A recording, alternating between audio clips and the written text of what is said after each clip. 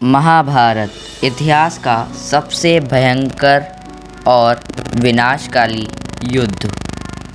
एक ऐसी गाथा जो सदियों तक सुनाई जाएगी। एक ऐसा युद्ध जो हमें धर्म और अधर्म का शिक्षा देता है।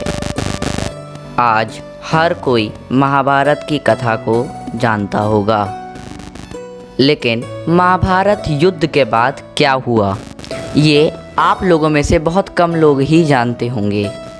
कौन बना राजा और कितने दिनों तक किया उसने राज्य, क्योंकि असली कहानी तो महाभारत खत्म होने के बाद ही शुरू होती है। क्यों यदुवंशियों के युग को श्राप दिया गया? आने वाले कुछ मिनट्स में हम लोग जानेंगे इन सब के क्वेश्चन के जवाब। Watching any more time, let's get started.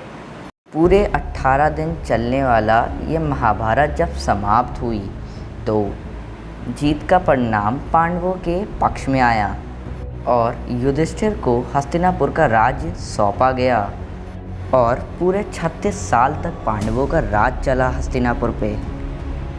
जब महाभारत युद्ध के समाप्ति के बाद जब युधिष्ठिर का राज्य तिलक हो रहा था, तब कौरवों की माता गांधारी ने महाभारत युद्ध के लिए श्री कृष्ण को दोषी ठहराया और उनको श्राप दिया कि जिस प्रकार कौरवों का वंश का नाश हुआ है, ठीक उसी प्रकार यदुवंश का भी नाश होगा।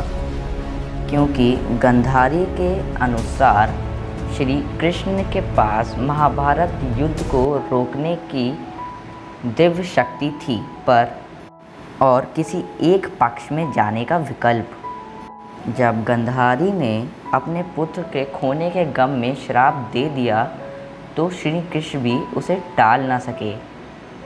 गांधारी का दिया हुआ श्राप अब यादवों पे होने लगा। श्राप के चलते श्री कृष्ण की द्वारिका की हालत अब बिगड़ती रही। हालत संभालने के लिए श्री कृष्ण अपने पूरे यादव कुल को प्रभास ले गए, पर वहाँ भी हिंसा से पीछा नहीं छूटा। स्थिति ऐसी हो गई कि पूरा यादव कुल एक दूसरे के खून का प्यासा हो गया और बात वहाँ तक पहुँच गई जब उन्होंने पूरे नस्ल का ही श्रृंगार कर डाला। इस नरसंहार में भगवान कृष्ण, बलराम, दरुका और बहुवीर ही बच पाए थे।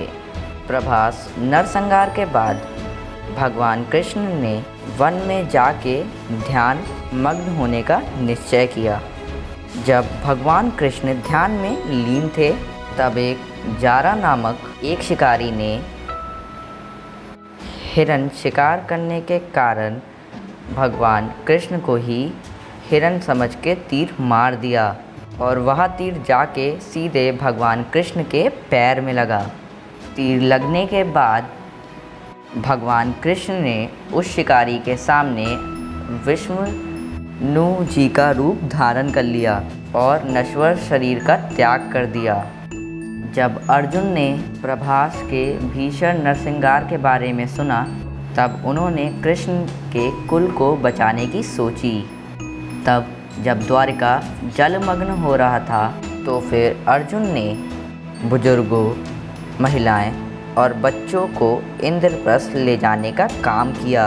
जब यादव लोग इंद्रप्रस्थ की ओर बढ़ रहे थे, तभी कुछ लुटेरों ने यादवों पे हमला कर दिया और अर्जुन के योद्धा यादवों की सुरक्षा करने में असफल हो गए। इस घटना के बाद अर्जुन को अपने योद्धाओं पर से विश्वास उठ गया। तब जब अर्जुन यादव वंश की रक्षा करने में असफल हो गए, तब उनको काफ़ी निराशा हुई। कृष्णवाद के बाद पांडव टूटने लगे थे, इसीलिए उन्होंने राज्यपाट त्यागने का निश्चय किया। एक ऋषि ने पांडवों को सलाह दी कि आपका उद्देश्य अब पूरा हो गया है, अब आपको हिमालय की ओर अपनी अंतिम यात्रा करनी चाहिए। इसके बाद अर्जुन के पौत्र परीक्षित को राज्यपाट सौंपकर पांडव अपनी अंतिम यात्रा द्रौपदी के साथ निकल पड़े। प्रारंभ में उन्होंने अपनी यात्रा दक्षिण की ओर की, क्योंकि वो भी जलमग्न द्वारिका को देख सकें, और उसके बाद उन लोगों ने उत्तर दिशा की ओर प्रस्थान किया, जो उनका लक्षित मार्ग था। पांडवों ने द्रौपदी के साथ एक कुत्ते के साथ अपने स्वर्ग की अंतिम यात्रा चढ़ना शुरू किया। स्वर्ग की सीढ़ी पांडवों के लिए इतनी आसान नहीं थी।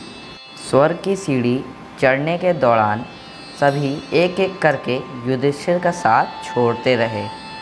द्रौपदी से शुरुआत हुई और अंत में भीम का निधन हुआ। माना जाता है कि सिर्फ युधिष्ठिर ही कुत्ते के साथ स्वर्ग के दरबार पहुंच चुके थे। स्वर्ग के दरवाजे पर भगवान इंद्र ने युधिष्ठिर का स्वागत किया और उनके अंतिम यात्रा में शामिल होने का आग्रह किया। युधिष्ठिर के साथ गया कुत्ता वहां गायब हो गया। वास्तव में वो कुत्ता एक यमराज था। उन्होंने युधिष्ठिर की काफ़ी प्रशंसा की और यमराज अपना कुत्ते का रूप छोड़ के अपने असली रूप में आ गए। फिर उन्होंने युधिष्ठिर को सबसे पहले नर्क दिखाया। वहाँ द्रौपदी और युधिष्ठिर अपने बाकी भाइयों को देख के उदास तो हुए, पर तब भगवान इंद्र के कहने पर वो लोग अपनी जल्द ही सज़ा भुगतने के बाद स्वर्ग में दाखिल करेंगे। तब जाके युधिष्ठिर को चैन मिला और इस तरह से पांडवों, कर्ण और धृतराष्ट्र के पुत्र का फिर से स्वर्ग में मिलन हुआ और द्वापर युग का अंत हो गया। और उसके बाद शुरू हुआ कलयुग, जहां आप और हम लोग जी रहे हैं। और इसका क्या होगा ये तो सिर्फ भगवान ही जानता है, या तो फिर आप इसका अंदाज़ा खुद ही लगा लीजिए। मैं आशा करता हूँ कि आप लोग को आज की स्टोरी अच्छी लगी हो। अगर आज आपको स्टोरी अच्छी लगी हो तो चैनल को सब्सक्राइब करना ना भूलिएगा और इस वीडियो को लाइक कर दीजिएगा और अपने सारे जानने और रिलेटिव्स और फ्रेंड्स को ये वीडियो शेयर कर दीजिएगा। Till then, thank you for watching this video. Till then, bye.